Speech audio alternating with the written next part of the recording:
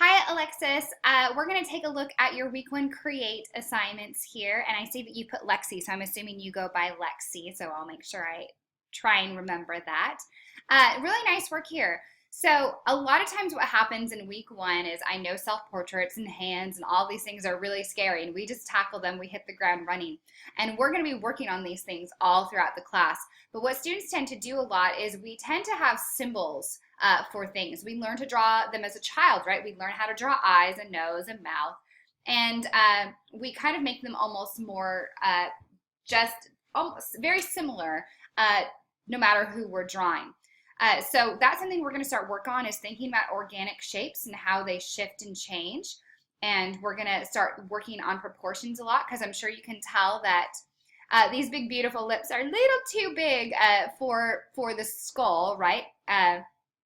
Overall, this tends to happen a lot where facial features tend to be a little out of proportion for the head, but these are all things we're going to work on and teach you tips and tricks of how to get the shape of the skull correct and the proportion of the eyes to the skull, the proportion of the nose to the eyes, the mouth to the nose, all of that. So we're going to work on that, but actually some really nice symmetry going on, and you have a nice line quality. You've got these nice, crisp, pretty lines, and you do well with texture. Those eyebrows look great.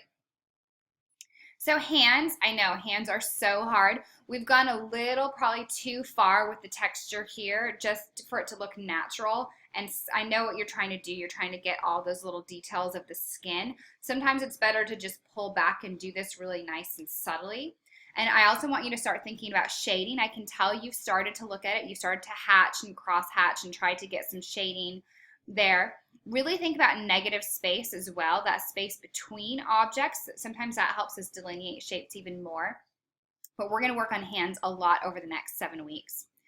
This is really nice. I think this is going to be one of your strong points because you've got beautiful detail here, beautiful line quality. And we're going to do linear perspective drawings. I believe it's in week 5, and I think you'll have a lot of fun with that one. And I love this assignment because it just helps us to start to develop our own style, see what other artists have done, and find our own voice in our drawings. So really nice work. Thanks for including your viewfinders in there, and I'm excited to see where the next 7 weeks takes us.